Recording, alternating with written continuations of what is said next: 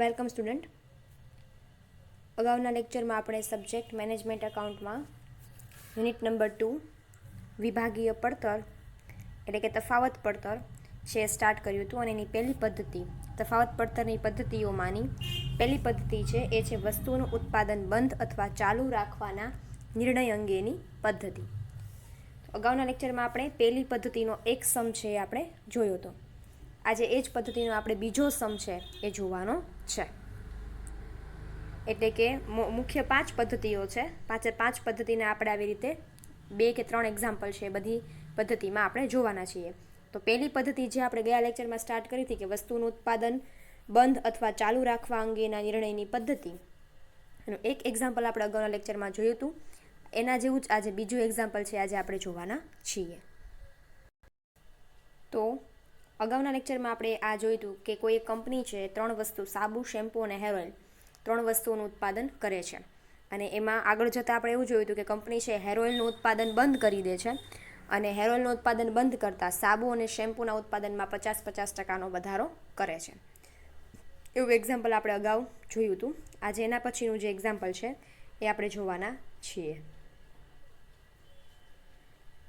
હવે એક્ઝામ્પલ જે છે એના પછીનું એ છે એક કારખાનામાં સંચાલકો બિનનફાકારક વસ્તુ સી માટે ઉત્પાદન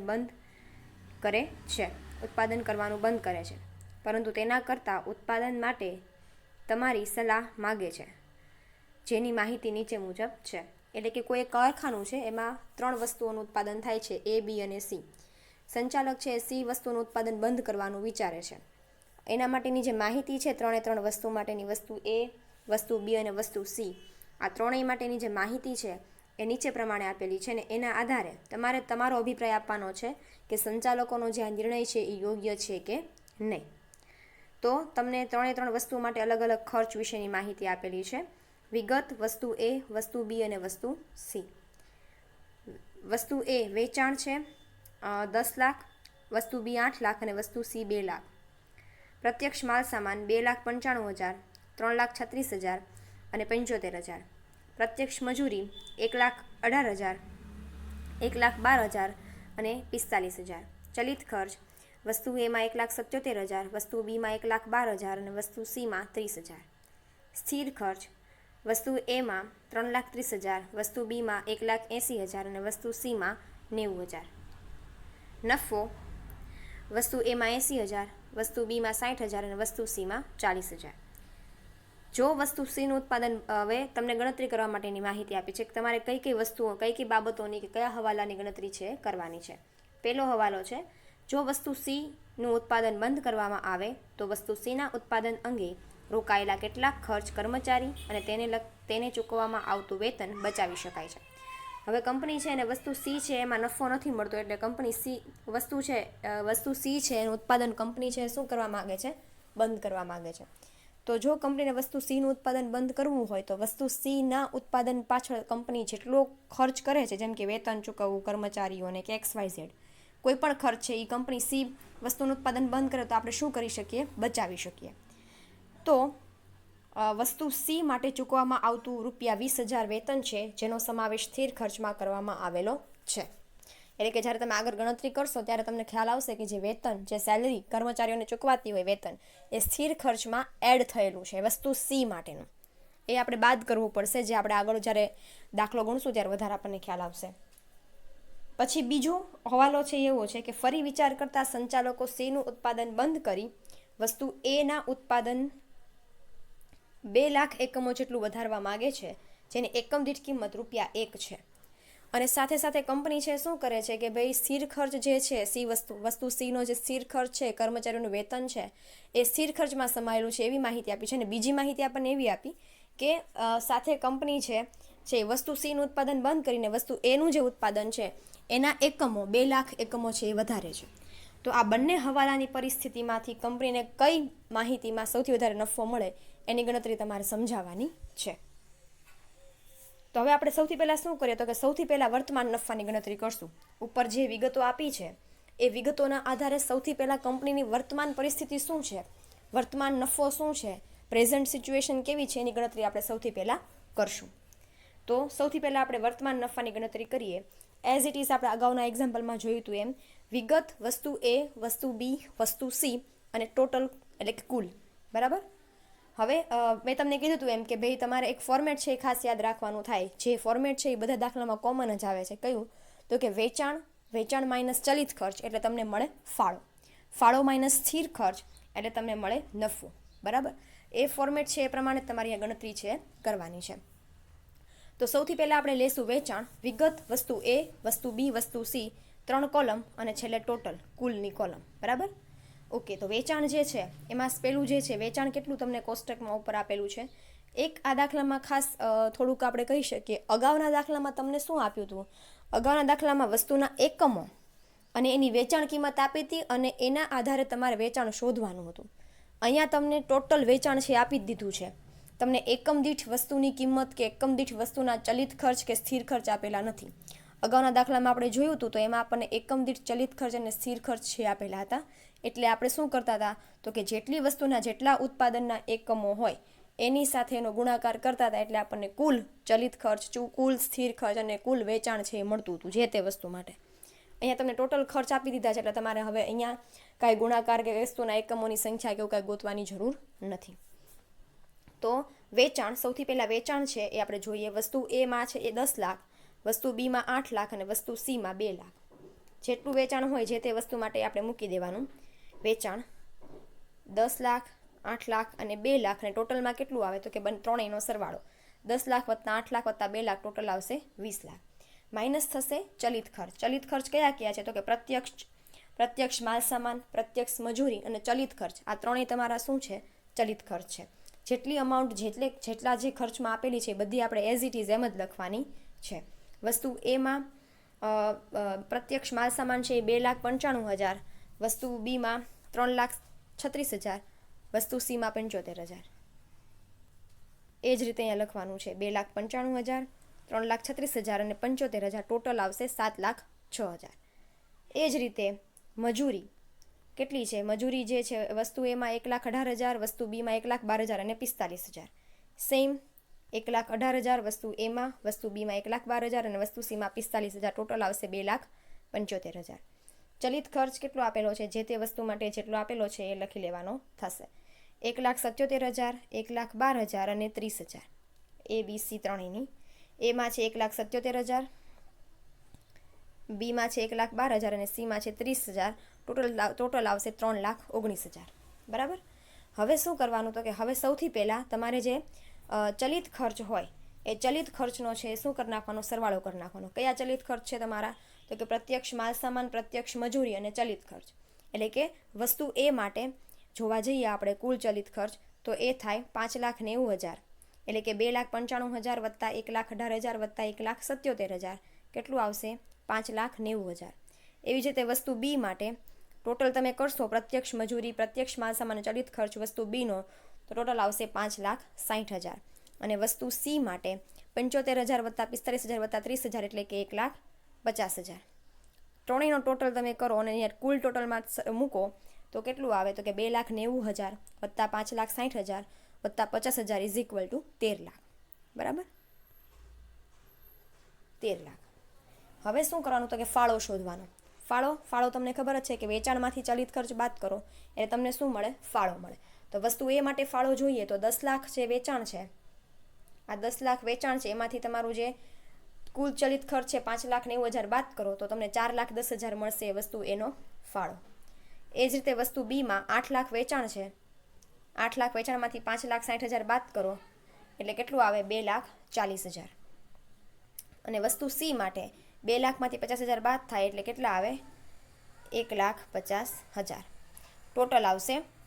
ટોટલ કેવી રીતે તો કે ભાઈ 4,10,000 વત્તા 2,40,000 વત્તા 1,50,000 ઇઝ ઇક્વલ ટુ 7 લાખ ટોટલમાં. હવે માઇનસ થશે સ્થિર ખર્ચ. હવે સ્થિર ખર્ચ માઇનસ થાય એની કરતાં પહેલાં તમને આપેલો છે નફો. તમને સ્થિર ખર્ચ આપેલો છે? હા આપેલો છે. જુઓ સ્થિર ખર્ચ જે તે હવાલામાં જે તમને આપેલો છે જે તે વસ્તુ માટે, વસ્તુ એ માટે સ્થિર ખર્ચ તે 3,30,000, વસ્તુ બી માટે 1,80,000 અને વસ્તુ સી માટે 90,000.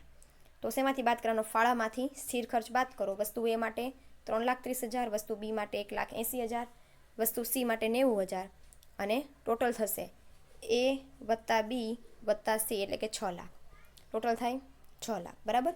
તો હવે શું કરવાનું તો કે નફો શોધવા માટે શું થાય તો કે ફાળામાંથી સ્થિર ખર્ચ બાદ કરો એટલે તમને મળશે નફો. વસ્તુ એની વાત કરીએ તો વસ્તુ એનો જે ફાળો છે એ 4,10,000 છે, એમાંથી 3,30,000 બાદ કરો એટલે કેટલું આવે 80,000 નફો. વસ્તુ બી માટે 2,40,000 છે, એમાંથી 1,80,000 બાદ કરો એટલે 60,000 નફો. વસ્તુ સી માટે વાત કરીએ તો વસ્તુ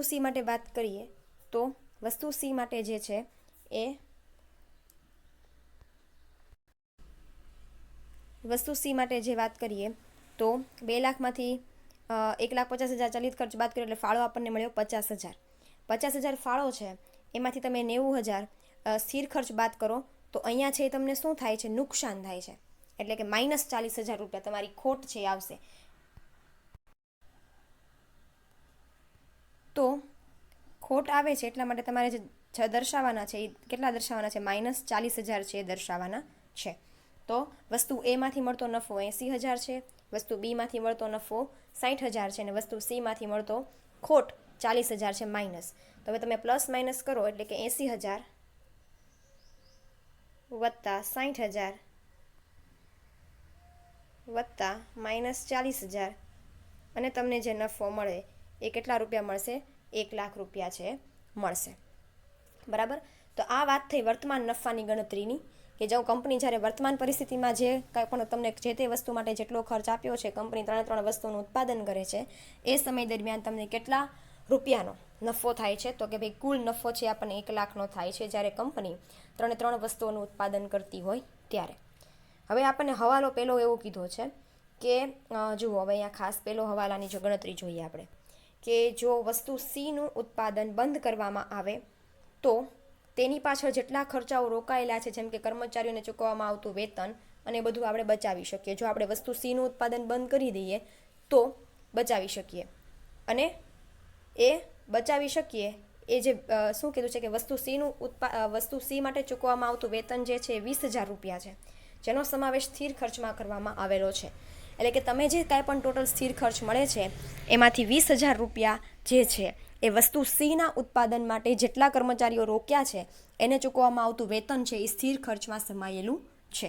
તો એ તમારે શું કરવાનું તો કે વસ્તુ સીનું ઉત્પાદન બંધ કરીને સ્થિર ખર્ચમાંથી એ 20,000 રૂપિયા તમારે છે એ શું કરવાના થાય, ફેરવવાના થાય કે બાદ કરવાના થાય.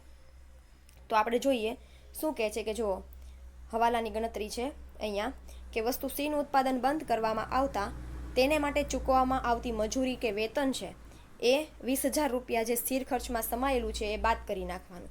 હવે તમારો કુલ સ્થિર ખર્ચ કેટલો આવ્યો તો કે તમે આ કોષ્ટકમાં ગણતરી કરી જુઓ. આ સ્થિર ખર્ચ છે વસ્તુ એનો 3,30,000, વસ્તુ બીનો 1,80,000, વસ્તુ સીનો 90,000, ટોટલ કેટલું આવે છે 60,000. એ 6 લાખ આવે છે. એ 6 લાખમાંથી તમારે 20,000 રૂપિયા જે છે સ્થિર ખર્ચ એ કયો છે, વસ્તુ સી માટે કર્મચારીઓને ચૂકવવામાં આવતું વેતન છે. તો એ તમારે શું કરી નાખવાનું, 6 લાખમાંથી બાદ કરી નાખવાનું, અને જે આવે છે એ તમારો વસ્તુ સી માટે જે કાંઈ પણ સ્થિર ખર્ચ છે, વસ્તુ સીનું ઉત્પાદન આપણે બંધ કરી દઈએ છીએ તો એ સ્થિર ખર્ચને પણ આપણે શું કરી નાખીએ છીએ, હવે બાદ કરી નાખીએ છીએ.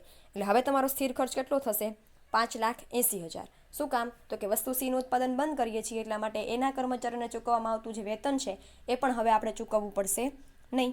એટલા માટે એ જે ખર્ચ છે આપણે શું કરીએ છીએ, બાદ કરીએ છીએ ટોટલ સ્થિર ખર્ચમાંથી. તો ટોટલ તમારો સ્થિર ખર્ચ છે એ 6 લાખ છે, એમાંથી 20,000 માઇનસ કરી નાખીએ એટલે કેટલા મળે છે, 5,80,000. તો હવે આપણે શું કરશું તો કે વસ્તુ સીનું ઉત્પાદન બંધ કરી દેવામાં આવે તો ત્યારે નફાની ગણતરી કેવી રીતે કરવાની, તો કે હવે તમારે નફાની ગણતરી કરવા માટે હવે તમારે ખાલી 2 જ વસ્તુનો ઉપયોગ કરવાનો, એ છે વસ્તુ એ અને વસ્તુ બી, અને કુલ. કારણ કે કુલ શું કામ તો કે હવે વસ્તુ સીનું ઉત્પાદન આપણે બંધ કરી દઈએ છીએ એટલા માટે. તો એઝ ઇટ ઇઝ ઉપર તમે જે ગણતરી કરી છે એ જ ગણતરી તમારે કરવાની છે, પણ તમે જે વસ્તુ સી માટે ગણતરી કરતા હતા એ હવે તમારે કરવાની થશે નહીં. હવે માત્ર તમારે વસ્તુ એ અને વસ્તુ બીના જેટલા ખર્ચ આપ્યા છે એ જ ખર્ચની તમારે ગણતરી છે એ કરવાની થશે. તો વસ્તુ એ અને વસ્તુ બીનું જે ફોર્મેટ છે અગાઉ આપણે જે ગણ્યું છે એમાં તમારે શું કરવાનું તો કે જેટલા ખર્ચ તમે લીધા છે એમાં વસ્તુ એ અને વસ્તુ બી એ બંનેના ખર્ચ છે એઝ ઇટ ઇઝ લઈ લેવાના અને વસ્તુ સીને કેન્સલ કરીને કુલ ટોટલ, તો કે હવે કોનો ટોટલ કુલ કરવાનો, તો કે વસ્તુ એ અને વસ્તુ બીનો જ ખાલી ટોટલ તમારે કરવાનો અને કુલની કોલમમાં છે લખવાનો થશે. તો બાકીની જે માહિતી છે એ એમની એમ જ રહી છે. એક ખાલી સ્થિર ખર્ચ જ્યાં આવશે ત્યાં થોડોક ફેરફાર છે એ આપણે કરવો પડશે. તો જેવો તમે અહીંયા જોઈ શકો છો કે અગાઉ આપણે ગણતરી કરી એ પ્રમાણે તે છે વેચાણ 10 લાખ અને 8 લાખ. પ્રત્યક્ષ માલ સામાન જે છે એ બંને માટે સેમ જ રહે છે, 2,95,000 ને 3,36,000. પ્રત્યક્ષ મજૂરી જે છે એ પણ 1,18,000 અને 1,12,000 અને ચલિત ખર્ચાઓ છે 1,77,000 અને 1,12,000. ટોટલ પણ કેટલો રહે છે? સેમ. ટોટલ પણ કેટલો રહે છે? સેમ રહે છે. વસ્તુ એ માટેનો જે ટોટલ છે 5,90,000 છે અને વસ્તુ બી માટેનો જે ચલિત ખર્ચનો ટોટલ છે એ પણ કેટલો છે? 5,60,000. વાત કરીએ કુલની, તો કુલ છે હવે તમારે શેનો કરવાનો, તો કે વસ્તુ એ અને વસ્તુ બીનો જ માત્ર છે એ કુલ ટોટલ કરવાનો રહેશે. એટલે કે વસ્તુ એનું જે વેચાણ છે 10 લાખ વત્તા 8 લાખ એટલે 18 લાખ. પ્રત્યક્ષ માલ સામાન છે 2,95,000 વત્તા 3,36,000 એટલે કે 6,31,000. પ્રત્યક્ષ મજૂરી 1,18,000 વત્તા 1,12,000 2,30,000 અને ચલિત ખર્ચ 1,77,000 વત્તા 1,12,000 એટલે 2,89,000. ટોટલ તમે કરો કોનો ટોટલ, તો કે કુલ ચલિત ખર્ચ પ્રત્યક્ષ માલ સામાન, પ્રત્યક્ષ મજૂરી અને ચલિત ખર્ચનો ટોટલ કેટલો થાય છે? 1,11,50,000. માઇનસ એટલે કે હવે શું શોધવાનો? ફાળો. ફાળો કેવી રીતે? તો કે ફાળો બરાબર વેચાણ માઇનસ ચલિત ખર્ચ. તો કે વેચાણ કેટલું? તો કે ભાઈ કંપની વસ્તુ એ માટે 10 લાખ માઇનસ કુલ ચલિત ખર્ચ કેટલો આવ્યો? 5,90,000 એટલે કે 4,10,000. પછી વસ્તુ બીની વાત કરીએ તો વસ્તુ બીમાં ટોટલ વેચાણ છે 8 લાખ છે, એમાંથી 5,80,000 બાદ થાય એટલે કેટલા વધે? 2,40,000. બંનેનો ટોટલ કરો, 4,10,000 વત્તા 2,40,000 ઇઝ ઇક્વલ ટુ 6,50,000. એમ પણ કરી શકાય.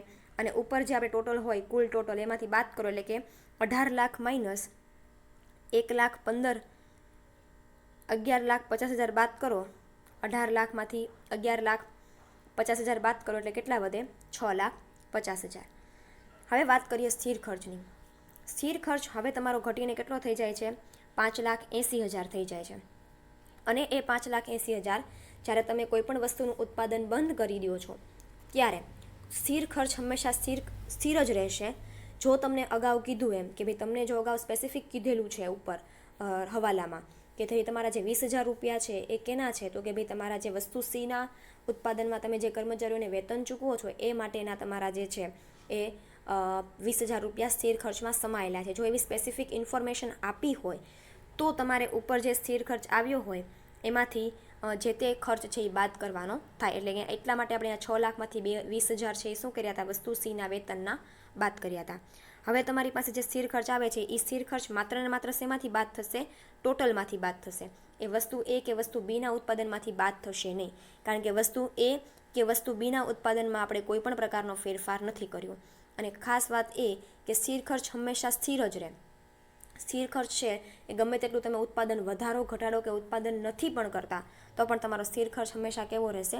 સ્થિર રહેશે. તો આપણે એ જોઈએ એટલે કે 6,50,000 માઇનસ 5,80,000 જે આપણે નવો સ્થિર ખર્ચ ગોત્યો હતો એ બાદ કરીએ તો આપણને નફો કેટલો મળશે? તો કે 70,000. બરાબર. વસ્તુ સીનું ઉત્પાદન બંધ કરી દીધું છે, એમાં જે સ્થિર ખર્ચ હતો એ પણ આપણે માઇનસ કરી નાખ્યો છે અને જો આપણને નફો મળે છે એ છે કેટલા રૂપિયા? તો કે 70,000 રૂપિયા છે. તો પહેલો હવાલો છે એની ગણતરી હવે થઈ ગઈ આપણે કે ભાઈ જો વસ્તુ સીનું ઉત્પાદન બંધ કરી દેવામાં આવે અને એમાં જે સ્થિર ખર્ચ છે 20,000 રૂપિયા વેતનનો એ આપણે બાદ કરીને જે આપણે સ્થિર ખર્ચમાં ફેરફાર થાય છે એના આધારે જે આપણને નફો મળે છે એ કેટલો છે? તો કે ભાઈ 70,000 છે. બીજો હવાલો તમને એવો કીધો છે કે વસ્તુ સીનું ઉત્પાદન બંધ કરી દઈએ છીએ તો વસ્તુ એના ઉત્પાદનમાં વધારો કરવામાં આવે છે. કેટલા એકમોનો? તો કે 2 લાખ એકમોનો વધારો કરવામાં આવે છે. તો આ 2 લાખ એકમોનો વધારો કરવામાં આવે એટલે શું થાય? તો કે વસ્તુ એમાં જેટલા પહેલાં વસ્તુના એકમોનું ઉત્પાદન કરતા હતા એની અંદર 2 લાખ એકમોનો વધારો છે થાય. અને એની કિંમત કેટલી છે? તો કે 1 રૂપિયા. બરાબર. તો જુઓ હવે આપણે જે વસ્તુ સીનું ઉત્પાદન છે એ તો બંધ જ રાખવાનું છે, પણ જે વસ્તુ એના ઉત્પાદનના એકમો છે એમાં શું થાય છે? ફેરફાર થાય છે. બરાબર. તો વેચાણ આપણે શોધીએ. વેચાણ છે સૌથી પહેલાં એના એકમોનું સૌથી પહેલાં વેચાણ આપણે જોઈ લઈએ. પહેલાં કેટલું હતું તો કે આપણે રકમમાં જોઈએ તો સૌથી પહેલાં વસ્તુનું એનું વેચાણ છે એ કેટલા રૂપિયા હતું તો કે 10 લાખ રૂપિયા હતું. એ 10 લાખમાં કેટલા લાખનો વધારો કરવામાં આવે છે? 2 લાખનો વધારો કરવામાં આવે છે. એટલે શું કરવાનું તો કે વેચાણ લખવાનું પહેલાં વસ્તુ એ માટેનું 10 લાખ. કોલમ તમે જે એઝ ઇટ ઇઝ બનાવો છો એમ જ અગાઉ આપણે બનાવીએ એમ વિગત, વસ્તુ એ, વસ્તુ બી, કુલ, વસ્તુ એ, વસ્તુ બી અને કુલ. વેચાણ છે એ 10 લાખનું છે તો એમાં પ્લસ કરીએ 2 લાખ એકમો, જેની એકમ દીઠ કિંમત કેટલી છે તો કે 1 રૂપિયા. 2 લાખ ગુણ્યા 1 કરો એટલે કેટલા આવે? 2 લાખ જ આવે. ટોટલ કેટલું આવે? 12 લાખ. બરાબર. કેવી રીતે તો કે 10 લાખ ઓલરેડી છે વેચાણ, 2 લાખનો વધારો થાય છે અને એની એકમ દીઠ કિંમત કેટલી છે? 1 રૂપિયા. 2 લાખ ગુણ્યા 1 કરો એટલે કેટલું આવે? 12 લાખ આવે.